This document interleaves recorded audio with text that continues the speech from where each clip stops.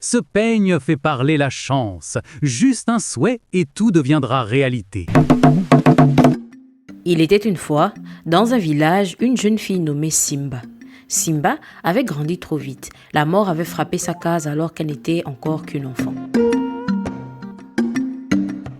Le jour où ses parents furent enterrés, la terre était encore humide et l'air sentait le deuil. Ses mains tremblaient pendant que les voix s'éloignaient peu à peu du lieu d'enterrement. C'est ce jour-là qu'elle trouva un chien. Il était maigre, couvert de poussière, les yeux brillants. Il s'approcha sans bruit.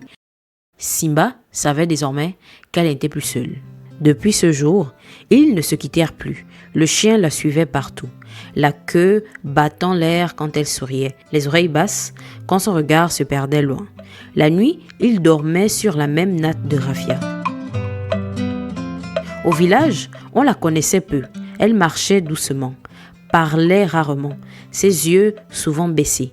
On la voyait traverser les sentiers avec son chien collé à ses pas, jouer avec lui près des cases ou s'asseoir à l'ombre pour regarder le ciel changer de couleur. Elle ne cherchait pas à se faire remarquer. Un matin, Simba se rendait dans la forêt pour prendre du bois. Elle marchait lentement, une corde sur l'épaule. Son chien trottinait devant elle. Quand le fagot fut prêt, son dos tirait un peu. Elle soupira et posa le bois au pied d'un grand arbre. Elle s'assit, laissa son cœur se détendre enfin. Le chien s'endormit auprès d'elle. Quand elle ferma les yeux, le chien passa devant elle, fit un tour, puis s'éloigna en courant, attiré par un bruit invisible. Elle murmura « Ne va pas trop loin ». Puis elle ferma les yeux. Simba était à présent toute seule quand elle se mit à penser à ses défunts parents. L'image de ses parents revint, leur voix, leurs mains rugueuses, leur rire perdu. Son cœur se mit à battre plus fort. Elle sentit une chaleur monter dans sa poitrine. C'est alors qu'un pas se fit entendre. Quand elle ouvrit les yeux, il était là. Aku se tenait devant elle, droit comme un tronc ancien. Sa peau semblait faite d'ombre et de lumière mêlée. Dans sa main brillait un miroir, lisse, silencieux, trop clair pour la forêt. Simba était surprise de le voir. On disait dans le village que Aku pouvait réaliser les vœux avec son miroir. Aku parla ainsi. Tu penses fort. La forêt entend. Le cœur de Simba se mit à cogner contre ses côtes. Elle sentit ses mains devenir froides. Il leva légèrement le miroir et continua. Oh, regarde, ce que ton cœur désire. Dans le reflet, elle vit une case pleine de lumière, des rires, des bras autour d'elle. Son ventre se serra. Elle tendit la main sans même s'en rendre compte. Aku murmura. Prends-le. Pense à tes parents.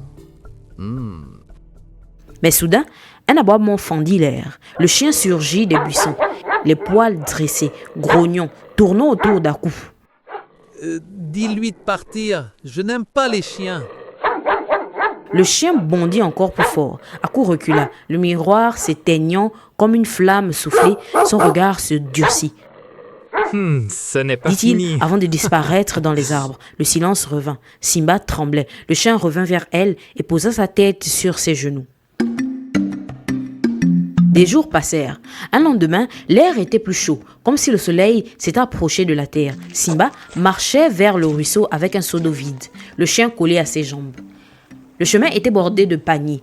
L'eau chantait déjà au loin. Simba n'était pas tranquille. L'image du miroir revenait sans cesse. Arrivée au bord de l'eau, elle s'accroupit et remplit le seau. Le chien la regardait. Simba sourit malgré elle. Elle posa le seau, s'assit sur une pierre tiède et laissa ses pensées dériver. Si seulement ma vie était moins dure, murmura-t-elle. Elle ferma les yeux. Elle commença à s'imaginer. Elle se vit entourée d'or, de tissus brillants, mangeant à sa faim, marchant sans fatigue. Elle sentit une excitation douce lui parcourir le ventre, comme un feu discret. Un rire bref résonna derrière elle.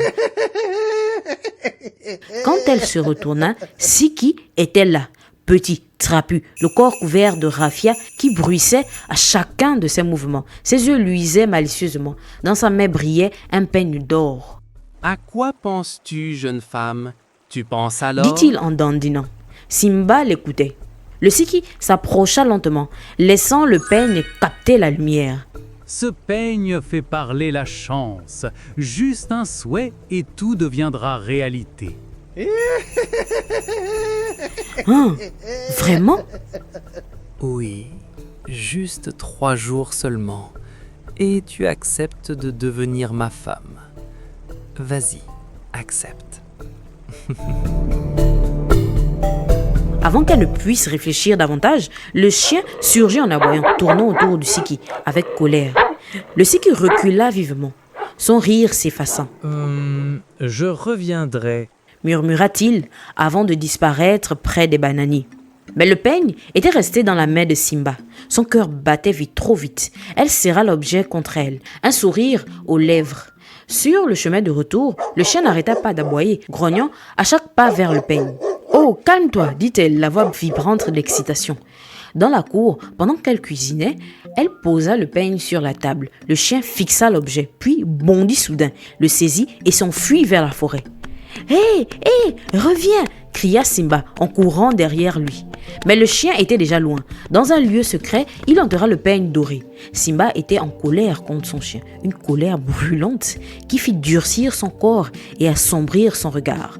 Les jours suivants, Simba marchait dans le village. Le peigne avait disparu, mais l'envie était restée, lourde et collée à son cœur.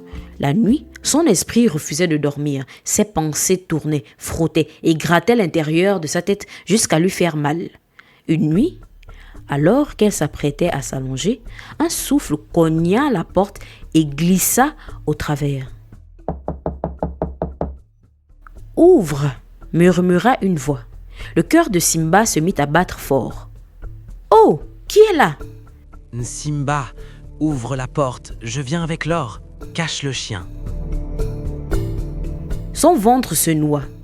Elle regarda le chien, couché sur la natte, les yeux brillants. Elle hésita, puis attrapa un panier et l'y enferma. Le chien se mit aussitôt à aboyer, sa voix claire perçant la nuit. Simba n'est pas là, va-t'en.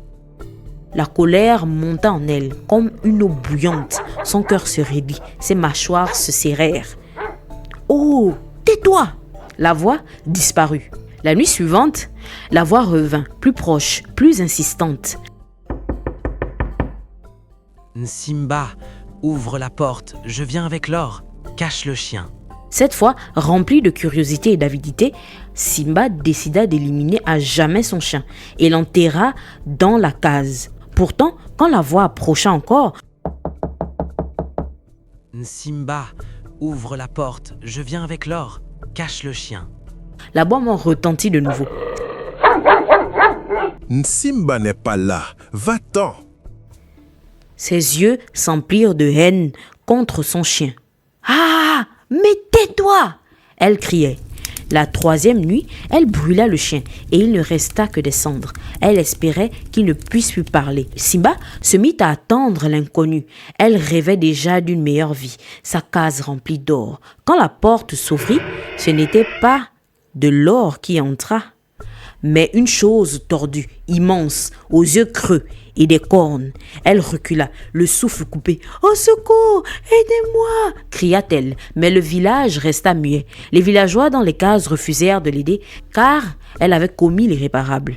La créature la saisit, l'entraîna vers la rivière. Le monstre la battait toute la nuit et finit par briser une jambe.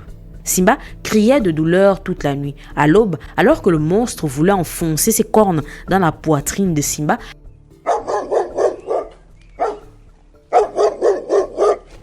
un aboiement s'éleva depuis le village, clair et fidèle. C'était son chien. La créature s'arrêta, hésita, puis s'en alla calmement.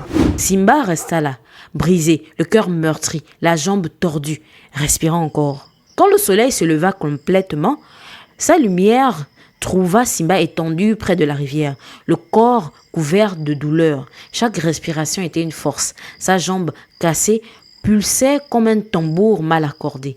Elle serra les dents et avec une lenteur douloureuse se mit à ramper puis à se relever. Son cœur, lui, battait lourdement, écrasé par un regret trop grand. Le village semblait différent, silencieux, comme s'il détournait le regard. Lorsqu'elle arriva enfin, elle s'effondra devant le foyer éteint. Là, sur la terre noire, reposaient les cendres de son chien. Une voix douce s'en échappa. « Si seulement tu avais compris mes intentions. » Son souffle se coupa. Les larmes tombèrent sans retenue. « Pardonne-moi, » murmura-t-elle, la voix cassée. Les cendres frémirent légèrement. « Je voulais te protéger. Au moins, tu es en vie. » Puis, un vent souffla et les cendres se répandirent dans le village et vers la rivière. Simba comprit alors que la richesse qu'elle cherchait n'avait jamais été absente. Elle l'avait simplement rejetée. Les jours passèrent. Simba marchait difficilement dans le village, appuyé sur un bâton, la jambe raide, le regard bas. Plus personne ne l'accompagnait. Le silence la suivait partout. Parfois, en passant près de la forêt, elle croyait entendre un souffle familier. Et ainsi, dans le village, on voyait une jeune femme marcher seule, portant non pas l'or, mais un regret plus lourd que toutes les richesses du monde. La